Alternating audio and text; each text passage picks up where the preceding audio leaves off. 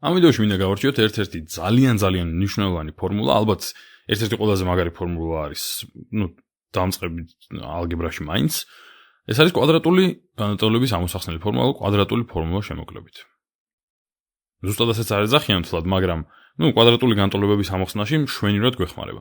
კვადრატულ განტოლებას შეგახსენებთ, რაც არის, ეს არის ასეთი სახის რამე, ax კვადრატს plus bx plus c. ეს არის კვადრატული განტოლება.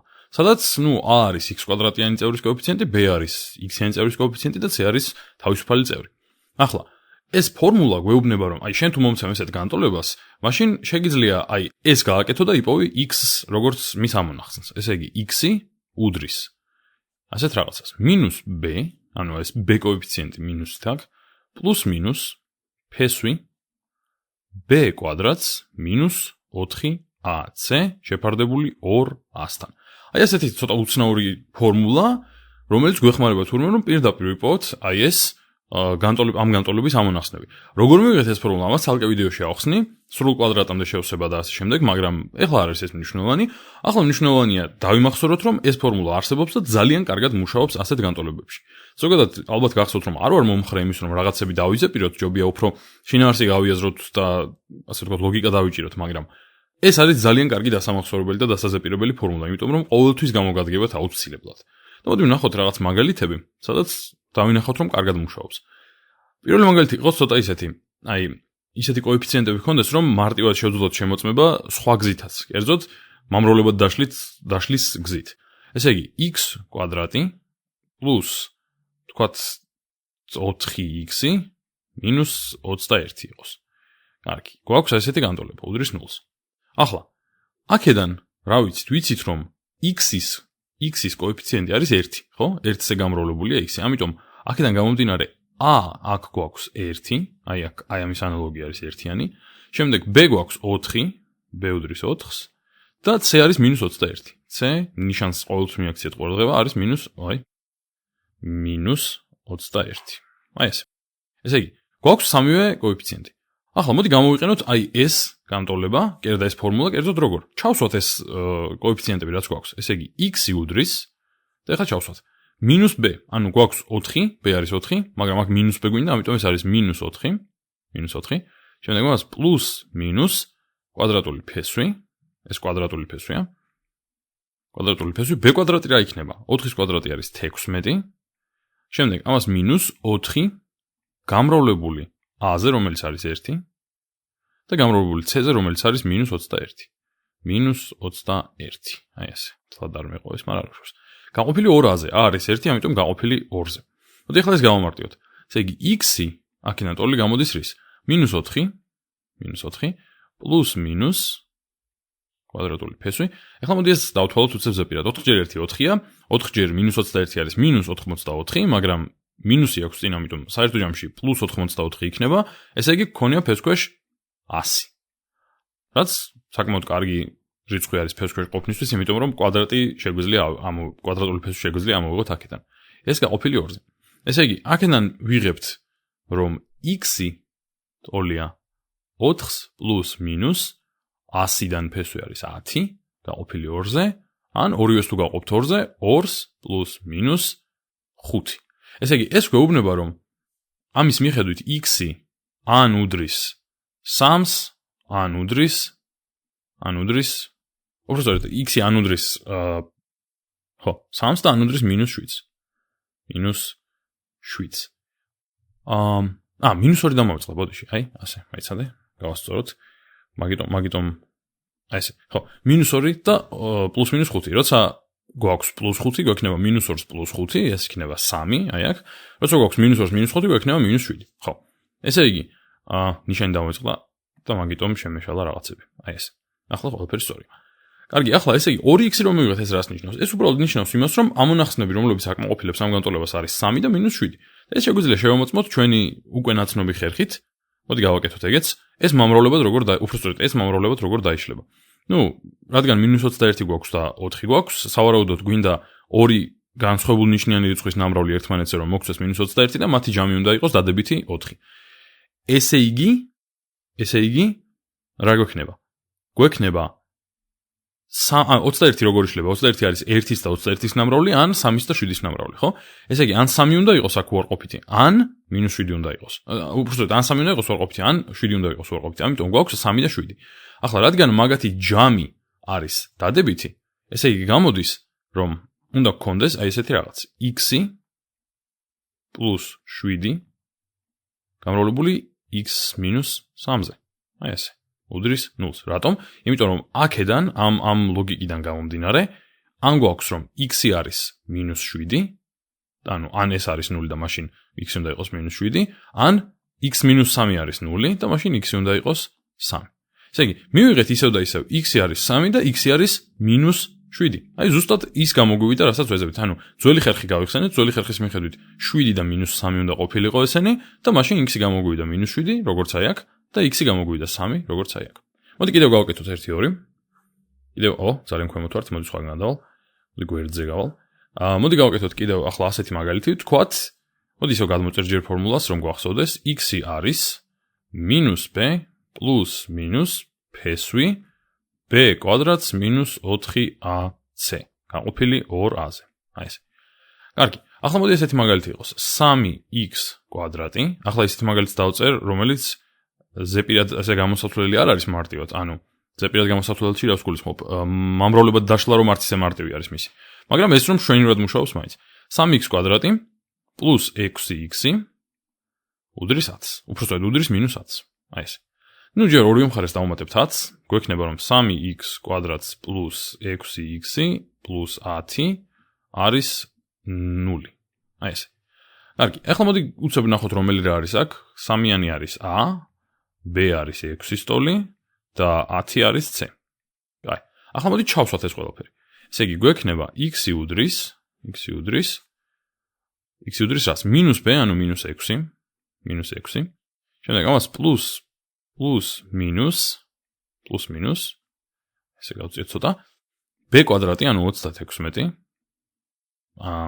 ეს ნიშანი ჯერ არ ვიცით ესე იგი b კვადრატი -4ac a-ც დადებითია c-ც დადებითია 4-იც დადებითია ამიტომ მინუსი გვექნება 4 ჯერ 3 არის მოდი დავწერ 4 გამრავლებული 3-ზე გამრავლებული 10-ზე ესე ჯობია და ეს გაყოფილი 2-აზე a არის 3 ამიტომ გვექნება გაყოფილი 6-ზე ახლა მოდი გავამარტივოთ ესე იგი ეს იქნება რისი ტოლი 6 აქ -6 plus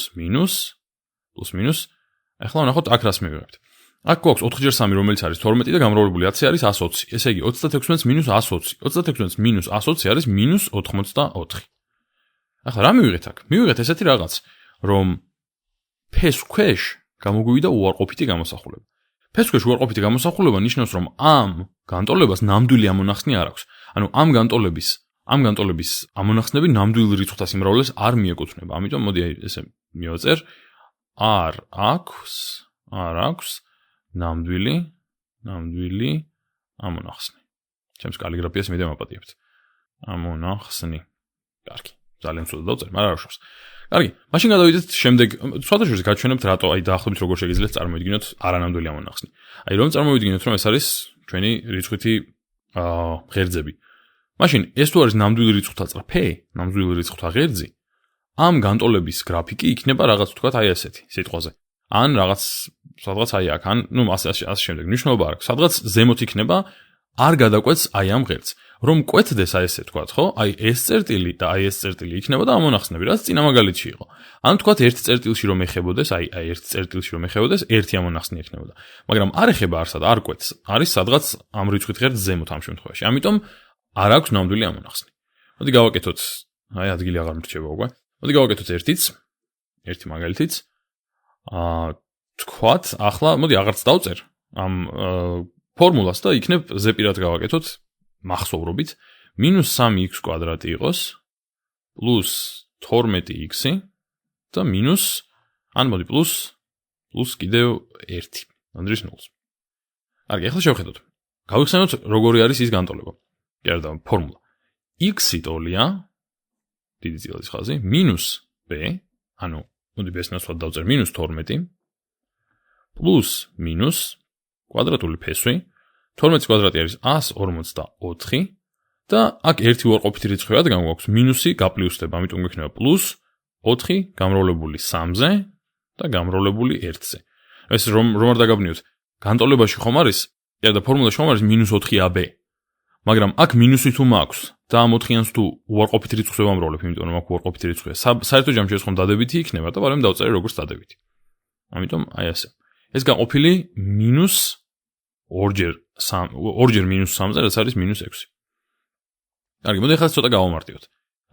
ეს იქნება -12-ს პლუს მინუს ფეს ქვეშა გამოსახულება იქნება როგორი? 4-3 არის 12, ამას პლუს 12 არის 156. გაყოფილი ისევ -6-ზე.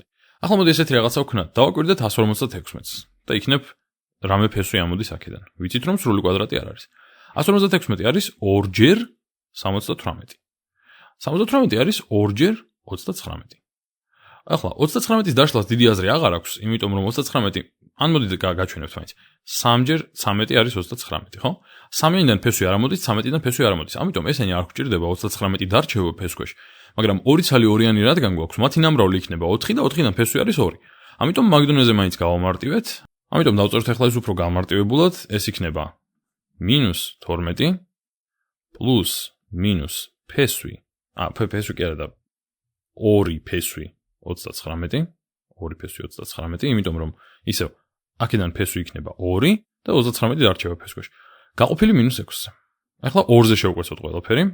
გვექნება -6 პლუს მინუს ფესვი 39-დან გაყოფილი -3-ზე.